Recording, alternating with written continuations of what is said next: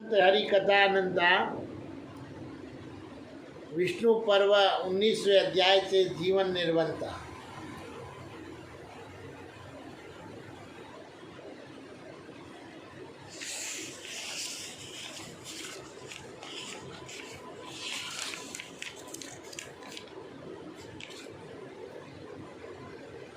देवराज इंद्र का आगमन, श्री कृष्ण का गोविंद पथ पर तथा इंद्र का श्री कृष्ण को भावी कार्य बताकर अर्जुन की देखभाल के लिए कहना और श्री कृष्ण का उससे स्वीकार करना।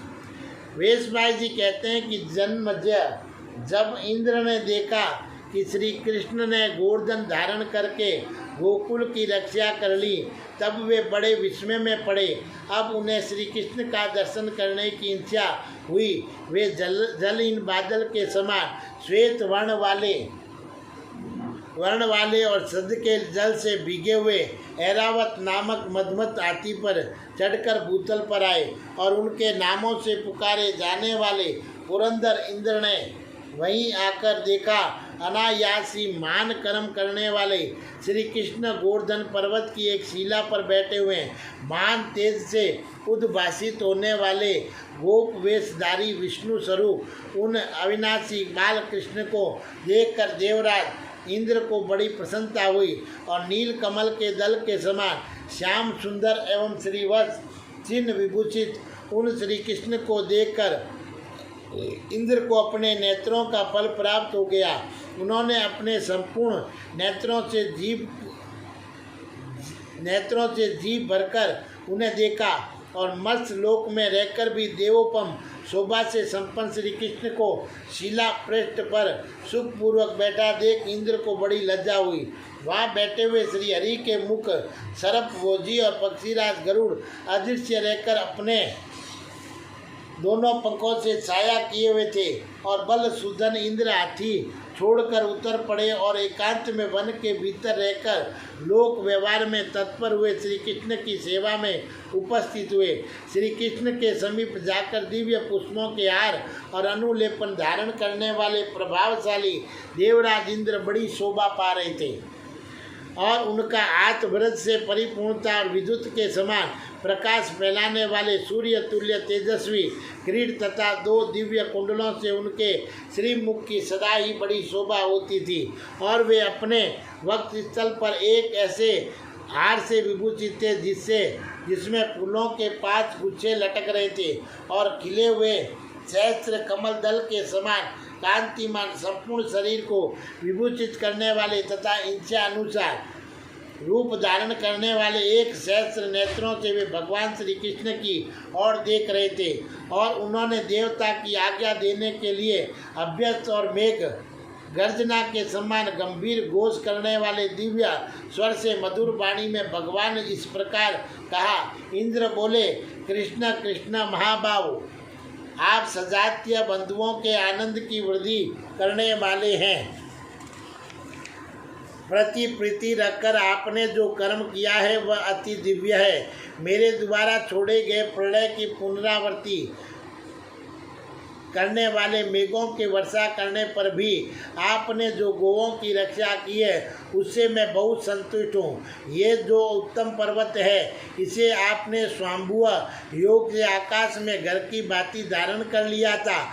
आपके इस अलौकिक कर्म से किसको आश्चर्य नहीं होगा। श्री कृष्ण जब मेरा प्रचलित उत्सव रोक दिया गया तब मैंने रोष में भरकर गोओं पर और अपना क्रोध उतारने के लिए 7 रात तक अतिवृष्टि की। उस दुर्जन्य मेघ वृष्टि का अपने निवारण कर दिया। मेरे रहते दानवों सहित संपूर्ण देवताओं के लिए भी उस वर्षा को रोकना बहुत ही कठिन था और श्री कृष्ण यह एक आश्चर्यमयी घटना हुई।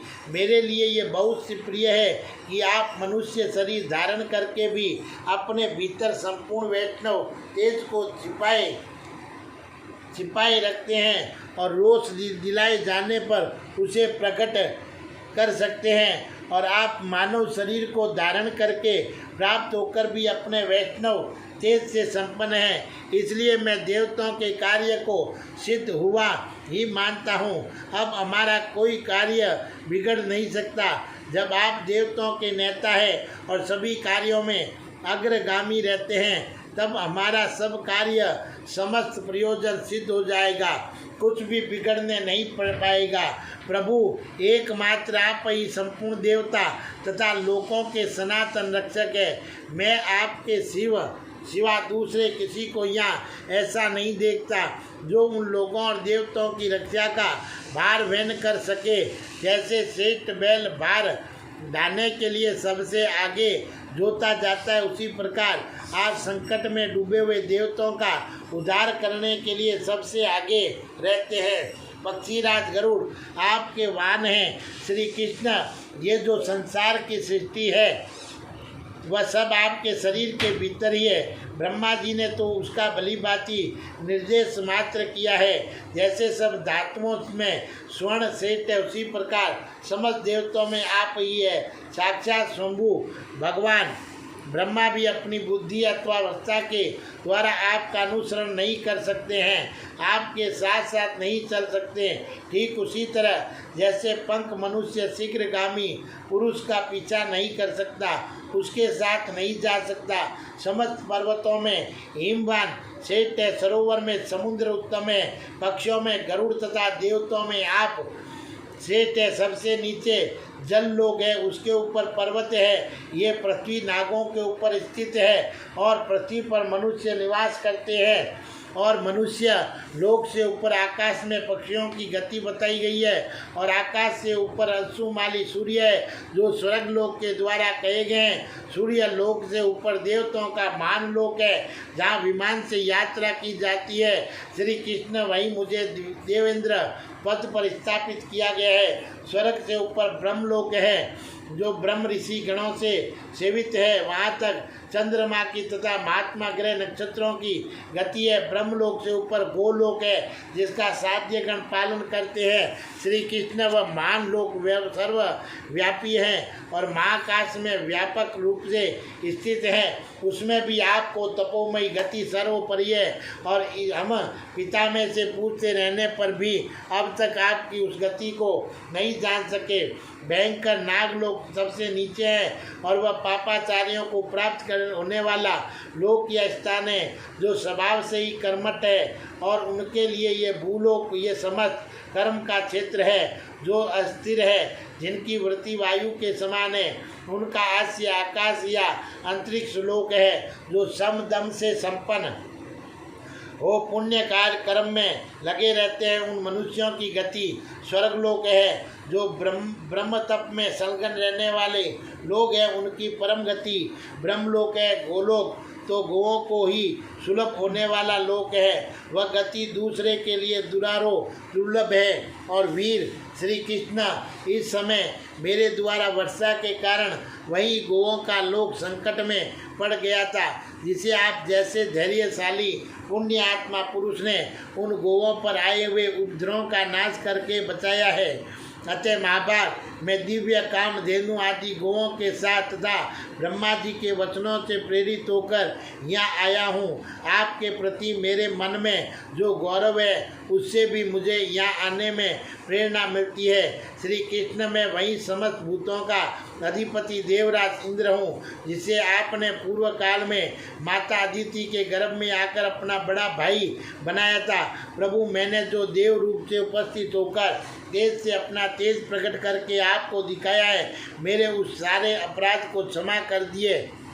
हाथी के समान पराक्रमी श्री कृष्ण, इस प्रकार आप अपने सौम्य तेज से मन में क्षमा भाव लाकर और ब्रह्मा जी तथा गोओं के एवं इस वचन को मेरे मुख से सुनिए। भगवान ब्रह्मा तथा भूलोक में स्थित हुए आकाशगामिनी गोओं ने आपको ये संदेश दिया है कि हम आपके गो संरक्षण आदि दिव्य कर्मों से बहुत संतुष्ट है। और आपने जो गोओं की रक्षा की है, उससे इस महान गोलोक का संरक्षण हुआ है। क्योंकि अब हम आपने अपने सांडों और संतानों के साथ दिनों दिन बढ़ रही है। हम गोएं संपूर्ण कामना को देने वाली है। हम हल या गाड़ी में जोतने योग्य बलिष्ठ बैल देकर हम किसानों को संतुष्ट करेंगी। दूध घी के द्वारा पवित्र अवश्य प्रस्तुत करके देवताओं की तृप्ति करेंगी और गोबर देकर साक्षात श्री देवी को संतुष्ट करती रहेगी। प्रभु आप महान बलशाली प्रभु हमारा परित्राण करने के कारण हमारे गुरु रूप में हैं। अतः आज से आप हम गौओं के राजा इंद्र हो जाए। अतः गौओं के इस अनुरोध के अनुसार मेरे द्वारा हाथ पर रखकर प्रस्तुत किए गए इन दिव्य जल से भरे हुए सोने के कलशों द्वारा आप अपना अभिषेक करें। मैं देवताओं का इंद्र हूँ और आप गौओं के इंद्र हो गए। और आज से इस भूतल पर सब लोग आप सनातन प्रभु को गोविंद कहकर आपका स्तवन करेंगे। श्री कृष्ण गौओं ने आप परमेश्वर को जो मेरे ऊपर इंद्र बनाकर प्रतिष्ठित किया है उसके अनुसार देवता लोग आपको उपेंद्र नाम देकर और धूलोक में आपकी कीर्ति का गान करेंगे। मेरी आराधना के लिए जो ये वर्षा के 4 महीने बीत हुए हैं इनका पिछला आधा भाग जिसे शरतकाल कहते हैं मैं आपको दे रहा हूँ। और सब मनुष्य आज से श्रावण और भादों में इन 2 ही महीनों को मेरे लिए नियत मानेंगे और इनके साथ वर्षा का आधा भाग व्यतीत हो जाने पर इंद्र व्रत की समाप्ति के चिन्ह भूत मेरे ध्वज की स्थापना होगी। उसके बाद आपकी पूजा होने लगेगी और उस समय मोर मेरे द्वारा बरसाए गए जल से उत्पन्न हुए मद को त्याग देंगे और उनकी बोली कम हो जाएगी और उनका सारा मद उतर जाएगा। मेघों को देखकर गर्जना करने वाले जो दूसरे प्राणी है वे सब भी मेरे समय का विचार करके शांति मौन धारण कर लेंगे। वर्षा में ही सहस्त्र किरणों वाले सूर्यदेव अपने तेज से जगत को ताप देते हुए त्रिशंकु और अगस्त्य मुनि के द्वारा उपभोग में लाई हुई दक्षिण दिशा में संचार करेंगे।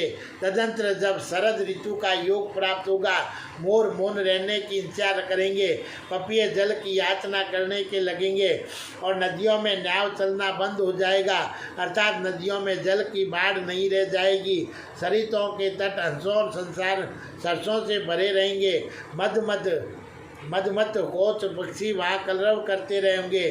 सांड मतवाले होकर घूमने गोएं हर्ष में भरकर बहुत दूध देगी। संसार के लिए जल की वर्षा करके बादल विलीन हो जाएगा। आकाश शस्त्रों की भांति चमक उठेगा निर्मल हो जाएगा।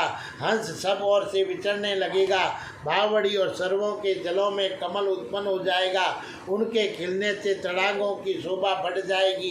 वे कमन्या हो उठेंगे। सभी जलाशयों के जल निर्मल हो जाएंगे। खेतों की श्रेणी बंद काली काली वानकारियों में दानों की पकी नालें अग्र भाग की ओर से लटकती होगी। नदियां आप अपने जल का प्रभाव बीच में कर लेगी और ब्रजों अथवा गांवों की सीमाएं खेतों की भूमि और सुंदर संचय अनाजों से संपन्न हो मुनियों के भी मन को मोह लेने वाली हो जाएगी। वर्षा बीत जाने पर जब बहुसंख्या राज्यों से युक्त और पृथ्वी रमणीय दिखाई देने लगेगी पंक्तिबद्ध मार्ग शोभायमान हो जाएगा। तृण बेलों तथा औषधियों में फल लग जाएंगे। स्थान स्थान पर की खेती लहराती दिखाई देगी। आगान्य और वाजपेयी आदि यज्ञ आरंभ होने लगेगा तथा आप भगवान विष्णु सब सोकर जाग उठेंगे। उस समय पुण्यमयी शरद ऋतु की प्रवृत्ति होगी और श्री कृष्ण ये शरत काल प्राप्त होने पर स्वर्ग लोक को ही पावती। इस समस्त जगत में रहने वाले मनुष्य भी भूतल पर ध्वजाकार दंडों में मुझे महेंद्र की तथा आप उपेंद्र की पूजा करेंगे। जो मानव हम दोनों से संबंध रखने वाले इस सनातन अवतार महेंद्र उपेंद्र मुख नामक उत्सव में हमें प्रणाम करेगा उन्हें कभी अनित्य सामना नहीं करना पड़ेगा। तदंतर योगवेता इंद्र ने दिव्य मंदाकिनी का जल धारण करने वाले उन कलशों को हाथ में लेकर भगवान श्री कृष्ण का गोविंद गौओं के इंद्र पद पर अभिषेक किया। इंद्र द्वारा उनका अभिषेक हुआ देख और युद्धपतियाँ सांडों सहित उन दिव्य गौओं ने भी दूध की धारा बहाते हुए अपने तनों द्वारा अविनाशी श्री कृष्ण का अभिषेक किया। इसके बाद मेघों ने भी आकाश में छोड़ी हुई अमृत युक्त जल धारा द्वारा श्री कृष्ण को सब ओर से नहलाकर उन अविनाशी ईश्वर का अभिषेक कर्म संपन्न किया और तदंतर सभी वनस्पतियों की डालियों से चंद्रमा के समान श्वेत दुगंध टपकने लगा। इस तरह उन वनस्पतियों ने भी भगवान का अभिषेक किया और देवताओं ने फूलों की वर्षा की तथा आकाश में दिव्य बाजे अपने आप बजने लगे। बज उठे। तत्पश्चात सभी मंत्र परायण मुनियों ने भगवान श्री कृष्ण का स्मरण किया। पृथ्वी ने अपने उस स्वरूप को धारण किया जो एकात्म से पृथक होने पर उन्हें प्राप्त हुआ। मस्तक समुद्रों जल प्रसन्न स्वच्छ निर्मल हो गया और वायु जगत के लिए हितकारक होकर बहने लगी। सूर्यदेव अपने समुचित मार्ग पर स्थित रहकर और प्रकाशित होने लगे। चंद्रमा नक्षत्रों से सहित होकर सुशोभित होने लगे और अतिवृष्टि आदि में इतियाँ शांत हो गई और राजाओं के सभी कार्य भैर भाव से रहित होने लगे। वृक्ष फूलों से भर गए और नूतन पल्लवों तथा हरे भरे पत्तों से विचित्र शोभा धारण करने लगे। आदि मत वाने लगे। वन में मृग आदि पशु संतोष प्राप्त करने लगे। पर्वत अपने ऊपर उगे हुए वृक्षों तथा विभिन्न धातुओं से शोभा पाने लगे।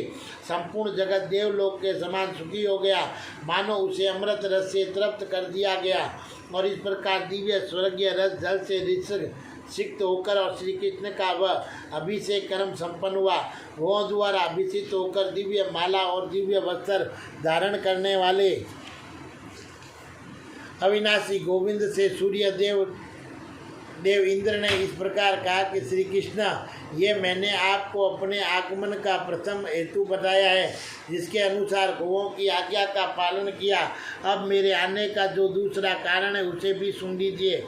मुझे ये कहना है कि आप शीघ्र ही कंस तथा अश्वों में अधम केसी का भी वध कर डालिए। मधुवत अरिष्टासुर को यमलोक भेज दीजिए। तदंतर राजों पर शासन कीजिए। आपकी हुआ कुंती के गर्भ से मेरा अंश उत्पन्न हुआ है, जो मेरे ही समान है। आप उसकी रक्षा और आदर करें तथा उसे अपना सखा बना लें। आपसे अनुग्रहित होकर वह आपके बताए हुए आचार का पालन करेगा और सदा आपकी आज्ञा के अधीन रहकर भूमंडल में मान यश प्राप्त कर लेगा और वह भरतवंश का सर्वश्रेष्ठ धनुर्धर होगा। आपकी इच्छा के अनुरूप बनकर रहेगा और आपके बिना कभी कहीं भी उसका मन नहीं लगेगा। आप और उस पूर्व कुंती कुमार पर ही महाभारत युद्ध अवलंबित होगा। आप दोनों का सहयोग प्राप्त होने पर राजलोक में युद्ध में मारे जाएंगे। राजा लोग युद्ध में मारे जाएंगे। श्री कृष्ण, मैंने ऋषियों तथा देवताओं के बीच में इस बात का विज्ञापन कर दिया है कि कुंती के गर्भ से मेरे द्वारा जिस कुल दीपक पुत्र की उत्पत्ति हुई है उसका नाम अर्जुन है और वे अस्त्रों की विद्या में पारंगत है, धनुष को खींचने में सबसे श्रेष्ठ है और शस्त्रों द्वारा युद्ध करने वाले सब नरेश उसी में विलीन हो जाएगा। संग्राम में शोभा पाने वाले शूरवीर राजाओं की कई अक्षौणिक सेनाओं को ये अकेला ही क्षत्रिय धर्म के अनुसार युद्ध करके मौत के घाट उतार देगा। प्रभु आपको छोड़कर दूसरे कोई देवता अथवा भूतल के नरेश अर्जुन के अस्त्र मार्ग को अनुसरण नहीं कर सकेगा और उसमें जो धनुष चलाने की फुर्ती है उसके द्वारा भी कोई उसकी समानता नहीं कर सकता। गोविंद, युद्ध के अवसरों पर अर्जुन आपका सच्चा बंधु एवं सहायक होगा। मेरे लिए अथवा मेरे कहने से आपको उसे आध्यात्मिक विद्या का उपदेश अवश्य करवा देना करना चाहिए और आप अर्जुन को उसी तरह अपनापन की दृष्टि से देखें जैसे मुझे देखा करते हैं। प्रतिदिन उसका आदर करते रहें। आप ही संपूर्ण लोकों के ज्ञाता है, अतः अर्जुन का भी सदा ध्यान रखें। बड़े बड़े युद्ध के अवसरों पर भी आपको नित्य प्रति उसकी रक्षा करनी चाहिए। आपसे सुरक्षित हुए अर्जुन पर मृत्यु का वश नहीं चल सकेगा। श्री कृष्ण, आप अर्जुन को मेरा ही स्वरूप समझें और मुझे भी जैसे अपना आत्मा स्वीकार करें। जैसे मैं सदा ही आपका आत्मा हूँ उसी प्रकार वह अर्जुन भी आपका आत्मा ही है। और पूर्व काल में आपने 3 पगों द्वारा इन तीनों लोकों को नापकर बलि के हाथ से अपने अधिकार में ले लिया और मुझे ही अपना बड़ा भाई मानकर देवताओं का राजा बना दिया। आप सत्य में हैं, सत्य रूपी यज्ञ द्वारा आपका यजन हुआ है तथा आप सत्य पराक्रमी हैं। ऐसा जानकर देवता लोग सत्य भाव से ही आपकी शरण में आते हैं और आपको ऋतु संहार के कार्य में लगाते हैं। अर्जुन नाम से प्रसिद्ध मेरा पुत्र आपके पिता की बहन बुआ का बेटा है और वह इस जगत में आपका सहचर होकर और आपके साथ पूर्ण सौहार्द स्थापित करेगा। श्री कृष्ण वह युद्ध कर रहा हो अपने स्थान पर और अथवा घर में बैठा हो, आपको बलिष्ठ वृषभ की भांति सदा उसका भार संभालना चाहिए। युद्ध के मुहाने पर तो सदा ही आपको उसकी रक्षा का बोझ उठाना है और श्री कृष्ण आप तो भविष्य में होने वाली घटनाओं को भी प्रत्यक्ष की भांति देखने वाले हैं, अतः आपसे कुछ भी अज्ञात नहीं है। जब कंस आपके द्वारा मार डाला जाएगा तब सब ओर से आए हुए राजाओं का वह मान युद्ध महाभारत होगा। इस युद्ध में अति मानव अलौकिक कर्म करने वाले उस नरवीर राजाओं को जीतकर अर्जुन विजय सुख का भोग करेगा और आप महान सुयश की भागी होंगे। अपनी महिमा से कभी च्युत न होने वाले श्री कृष्ण, यदि मैं संपूर्ण देवता तथा सत्य आपको प्रिय है तो मैंने जो कुछ यहाँ कहा है वह सब कार्य आपको पूर्ण करना चाहिए। इंद्र का ये वचन सुनकर गोविंद भाव को प्राप्त हुए श्री कृष्ण ने प्रसन्न मन से युक्त होकर इस प्रकार उत्तर दिया। देव सती वल्लभ शक्र, मैं तो आपके दर्शन से ही प्रसन्न हो गया। आपने ये जो कुछ कहा है वह सब पूरा किया जाएगा, कुछ भी छोड़ा नहीं जाएगा। आपका मेरे प्रति जो भाव है उसे मैं जानता हूँ। मुझे अर्जुन के जन्म का भी पता है। महात्मा पांडु के साथ जिनका विवाह हुआ है उन अपनी बुआ कुंती को भी मैं अच्छी तरह जानता हूँ। धर्म के द्वारा उत्पन्न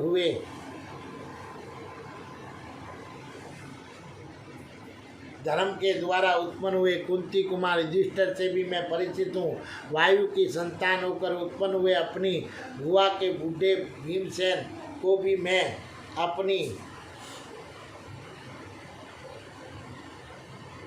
अपनी बुआ के बेटे भीमसेन को भी मैं जानता हूँ। और दोनों अश्वनी कुमारों ने जिन दो शुभ लक्षण पुत्रों की सृष्टि की है तथा जो माद्री के गर्भ में रह चुके हैं उन दोनों भाई नकुल और सहदेव के विषय में भी मैं भली भांति जानकारी रखता हूँ। और बुआ कुंती के गर्भ से सूर्य देव का संयोग पाकर और कन्या अवस्था में जो प्रथम पुत्र उत्पन्न हुआ था तथा जन्म लेने के बाद जो सूत भाव को प्राप्त हो गया उस कारण से भी मैं अपरिचित नहीं हूँ। युद्ध की इच्छा रखने वाले समस्त धृतराज के पुत्रों को भी मैं जानता हूँ और साप रूपी वृषभात के कारण राजा पांडु का जो निधन हुआ वह भी मैं मुझसे छुपा नहीं है। अतः देवराज इंद्र आप देवताओं को सुख देने के लिए स्वर्गलोक में पधारिए। मेरे सामने अर्जुन का कोई भी शत्रु से परास्त नहीं कर सकेगा। अर्जुन के लिए ही मैं महाभारत युद्ध समाप्त होने पर उन समस्त पांडवों को कुंती की सेवा में सकुशल लौटा दूंगा। और देवेंद्र आपका पुत्र अर्जुन मुझसे जो कुछ कहेगा उससे मैं आपके स्नेह बात से बंद कर और आज्ञाकारी सेवक की भांति पूर्ण करूँगा। सत्य प्रतीक श्री कृष्ण के प्रसन्नता पूर्वक कहे गए इस प्रिय वचन को सुनकर देवेश्वर इंद्र साक्षात स्वर्गलोक को चले गए। बोलिए श्री कृष्ण भगवान की जय। श्री कृष्ण गोविंद हरि।